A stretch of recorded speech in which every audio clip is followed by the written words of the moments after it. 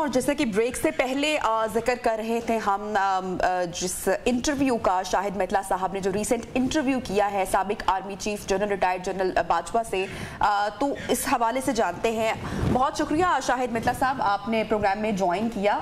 वैसे तो इस इंटरव्यू में बहुत सारे लोगों का जिक्र किया गया है और इससे पहले भी साबिक आर्मी चीफ का एक इंटरव्यू सामने आया था। आपके इंटरव्यू की खास बात क्या है? बहुत शुक्रिया। सबसे पहले आपको अप्रिशिएट करूंगा कि इतना सुबह अर्ली मॉर्निंग उठते हैं, मुझे तो उठना काफी मुश्किल लगा। और आप ये देखिए कि आपके इस इंटरव्यू के लिए, आपके इस सेगमेंट की वजह से मैं सारी रात सो नहीं सका हूँ। तो ये मेरी सेक्रीफाइस आपको जरूर अप्रिशिएट करनी चाहिए। और दूसरी बात ये है कि मेरा इंटरव्यू या मेरा इंटरेक्शन किस तरह से स्पेशल है, किस तरह से एक्सक्लूसिव है, वो थोड़ा बहुत आपने अगर आज वाला जो कल एक कॉलम आर्टिकल छपा है, अगर आपने उसको पढ़ा हो तो उसकी हर लाइन में आपको खबरियत मिलेगी, न्यूज़ी कंटेंट मिलेगा। और काफी सारी चीजें ऐसी हैं जो पहली दफा सामने आई हैं, काफी सारे रेवलेशन छुपे हैं जो कि मंजर आम पर आए हैं। मतीउल्लाह जान साहब के हवाले से हो, अब्तार आलम साहब के हवाले से हो, या दीगर जो हमारे सहाफी दोस्त हैं उनके हवाले से हो, शेख रशीद के हवाले से भी बात हुई है, इमरान खान साहब के हवाले से भी बात हुई है, तो काफी ज्यादा न्यूज़ी कंटेंट है। तो इसलिए ये पहले से बहुत डिफरेंट है, एंटायरली आई वुड से कि एंटायरली डिफरेंट है। ठीक है शाह साहब, जितने भी इल्जामात हम देख रहे हैं उन पर जो भी लगाए जा रहे हैं साबिक प्राइम मिनिस्टर की जानिब से, बाजवा साहब तो उन सब इल्जामात से इनकारी हैं। अब्तार आलम के वाक़े से वो इनकार कर रहे हैं, लेकिन क्या लग रहा है आपको मतीउल्लाह जान का जो वाक़या है वो जनरल फैज के हवाले से है? देखिए, मैंने मुख्तलिफ सवालात उनसे किए, उन सवालात के जवाब में उन्होंने ये तमाम जवाब दिए हैं जो अभी मंजर आम पर आए हैं और कल के कॉलम की जीनत बने हैं। तो बिल्कुल जब उनसे मतीउल्लाह जान साहब के हवाले से भी पूछा गया तो उन्होंने कहा कि मतीउल्लाह जान को भौंडे तरीके से उठाया गया था, और जिस पर मैंने जनरल फैज की क्लास ली। ना सिर्फ जनरल फैज की क्लास ली बल्कि फिर मतीउल्लाह जान को बाजियाब भी करवाया, उनको छुड़वाया भी। इसी तरह से अब्तार आलम साहब के हवाले से मैंने काफी डिटेल डिस्कशन की, उनसे पूछा कि उनको गोली आपने मरवाई थी, क्योंकि वो इल्जाम आप पे लगाते हैं, वो समझते हैं कि उन्होंने आपको आर्मी चीफ बनवाने में काफी मदद की थी, लेकिन उसके बावजूद आपका उनके साथ खासा अच्छा ताल्लुक भी था, लेकिन उसके बावजूद आपने उनको गोली मरवाई। तो उनका कहना था कि नहीं, ऐसी बात नहीं है, मैंने अपनी कब्र पे जाना है। क्या किसी भी इंसान को गोली मरवाना इतना आसान थोड़ी है? और फिर उन्होंने कहा मुझे अल्लाह का खौफ भी है। फिर मैंने उसका जो डीजीसी थे उनके हवाले से एक बड़ा स्ट्रेट क्वेश्चन पूछा। मैंने कहा जनरल इरफान मलिक की अब्तार आलम ने एक पिक्चर लगाई थी ट्विटर पर जब उन्होंने मरियम नवाज को स्मैश करने की धमकी दी थी, तो उन्होंने फिर उसके जवाब में कहा कि नहीं, मुझे नहीं पता। मैंने पूछा कि जनरल इरफान मलिक ने ये हमला करवाया था, उन्होंने गोली मरवाई थी, तो उन्होंने कहा कि नहीं, इस बारे में मुझे इल्म नहीं है। अलबत्ता अगर छोटे लेवल पे किसी को गुस्सा आ गया हो तो कुछ कहा नहीं जा सकता। फिर उन्होंने फिर मजीद भी तोजी दी इस तरह से। ठीक। अच्छा शाहिद साहब, अब मुझे बताएगा, इंटरव्यू में जो एक तासुर दिखाई दे रहा है, एक बात बार बार नजर आ रही है कि जनरल बाजवा का आर्मी के जो निचले लेवल पर है, क्या वो कोई कंट्रोल नहीं था, हर कोई अपनी मर्जी कर रहा था? उन्होंने मुतअद्दिद दफा कहा कि निचले लेवल पर कुछ हुआ तो इसका मुझे पता नहीं है। बॉडी लैंग्वेज उनकी कैसी थी जब वो इस हवाले से गुफ्तगू कर रहे थे?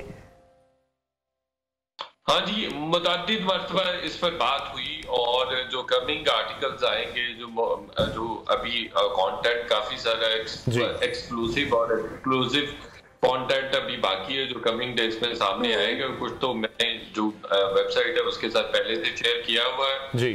तो एक चीज वाज़ेह नजर आती है, मैंने रात मतीउल्लाह जान साहब के प्रोग्राम में भी ये बात की थी कि मैं पिछले 7-8 सालों से इस एक सवाल की खोज में था कि क्या DGISI इंडिपेंडेंटली काम कर सकता है, इंडिपेंडेंटली चीजें मूव करता है, इंडिपेंडेंटली चीजों के बारे में डिसीजन मेकिंग कर रहा होता है। तो इस सवाल का जवाब मुझे हाँ में मिला है कि ऐसा बिल्कुल पॉसिबल होता है। 2014 में हमने धरने भी देखे, इमरान खान साहब को जनरल, उस वक्त के DGISI जनरल जहीरुल इस्लाम सपोर्ट कर रहे थे, तो ये क्वाइट पॉसिबल है। उन्होंने कुछ ऐसी चीजें भी कही जैसे उन्होंने कमिंग जो आर्टिकल्स हैं उनमें भी चीजें आएंगी। जैसे उन्होंने कहा कि अगर आप 7-8 काम ISIQ कहते हैं और वो 10 कर लेता है तो आप उन 2-3 के बारे में नहीं पूछ सकते जो आपके 7-8 के अलावा उन्होंने किए होते हैं। तो वो 10 काम 7-8 की बजाय अगर 10 काम कर लेगा तो आप you are not in position to ask him about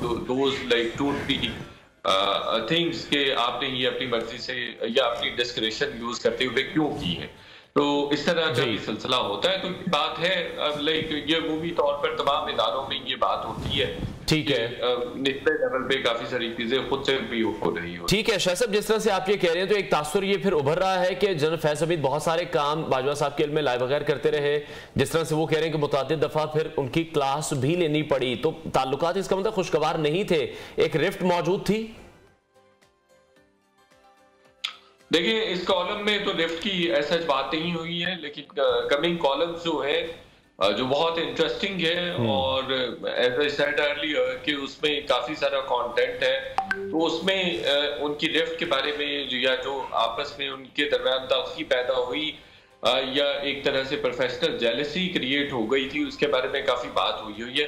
तो डेफिनेटली मैं उन सहाफियों में से हूँ, उन 1-2 सहाफियों में से हूँ जिससे इस चीज को बहुत पहले भांपते हुए मुख्तलिफ प्लेटफॉर्म्स पर ये बात करना शुरू कर दी थी कि जनरल बाजवा और जनरल फैज की आपस में नहीं बन रही है।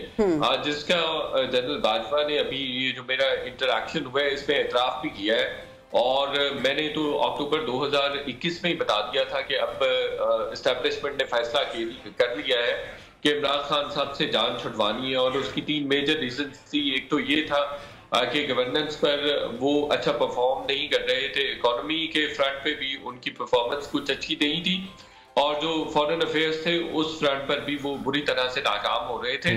और बहुत सारे जो हमारे इंटरनेशनल प्लेयर्स थे, हमारे करीबी दोस्त थे मुख्तलिफ ममालिक, उनकी जानिब से भी जो पिछला रजीम था इमरान खान साहब की गवर्नमेंट थी उसके हवाले से काफी सारी शिकायत। अच्छा, जैसे कि शाह साहब आप जिक्र भी कर रहे हैं इस बात का, इमरान खान की हम डेली की गुफ्तगू भी देखते हैं, जब वो खिताब भी करते हैं कौम से, उनकी कोई ऐसी तकरीर नहीं होती है जिसमें वो एस्टैब्लिशमेंट पर, साबिक आर्मी चीफ पर तनकीद नहीं करते हैं। और जो सियासतदान है, मुख्तलिफ सियासतदान, वो एस्टैब्लिशमेंट को किंग मेकर भी कहते हैं। लेकिन इस इंटरव्यू में इमरान खान को साबिक आर्मी चीफ ने झूठा करार दिया, क्या वजह है? कोई और भी अहम इंकशाफ किया उन्होंने इस हवाले से? क्या डिटेल्स हैं? जी बिल्कुल, उन्होंने ओवरऑल अमूमी बात हो रही थी। उन्होंने सहाफियों को भी कहा, उन्होंने कहा कि पाकिस्तान में 3 बड़े झूठे हैं। पहले नंबर पे इमरान खान है, दूसरे नंबर पर शेख रशीद है और तीसरे नंबर पर हामिद मीर है। हामिद मीर के हवाले से उन्होंने एक वाकया भी कोट किया। उन्होंने कहा कि NDU में जब मेरा एक इंटरेक्शन हुआ था जर्नलिस्ट के साथ, एंकर्स के साथ, तो उस वक्त नसीम ज़हरा के साथ एक वाकया को हामिद मीर ने झूठ कोट किया है कि नसीम ज़हरा ने मुझे शट अप कॉल दी। तो वो उन्होंने कहा वो औरत है, वो मुझे शट अप कॉल क्या दे सकती है। हामिद मीर ने एंटायरली वो झूठ बोला है, बिल्कुल ऐसी कोई बात नहीं हुई थी। दूसरा फिर उन्होंने इमरान खान साहब के बारे में भी जब ये बात हुई कि ओवरऑल भी उन्होंने कहा कि इमरान खान साहब बहुत झूठ बोलते हैं और बार बार झूठ बोलते हैं और लोगों को यकीन होने लगता है कि वो सच बात कर रहे हैं। तो मीडिया के कैंप्स के हवाले से मेरी बात हो रही थी। मैंने कहा मैं बहुत क्यूरियस हूँ कि जो एस्टेब्लिशमेंट के कैंप के सहाफी थे वो किस तरह से एस्टेब्लिशमेंट का साथ छोड़ गए और इमरान खान साहब के साथ चले गए। तो उन्होंने फिर उस पर ये बात की कि इमरान खान साहब, उसकी एक तो ये वजह है कि हमने एकदम से, यानी एस्टेब्लिशमेंट ने एकदम से अपनी शिफ्ट और साइड चेंज कर ली, जबकि हमें ठीक है शाह साहब, जिस तरह से आपने 2 सहाफियों का जिक्र किया, आप सहार आलम साहब का, मती साहब का जिक्र किया, तो कोई ऐसा भी सहाफी है जिसका नेक्स्ट आपके वीलॉग में कुछ जिक्र सामने आएगा? जिस तरह और ये मकबूल जान साहब भी हैं, एक हामिद मीर साहब का जिस तरह से आप नाम ले रहे हैं। जी इस कॉलम में भी कोई 8-10 जर्नलिस्ट की बात हुई है और कमिंग डेज में भी बिल्कुल जर्नलिस्ट की बात होती रहेगी।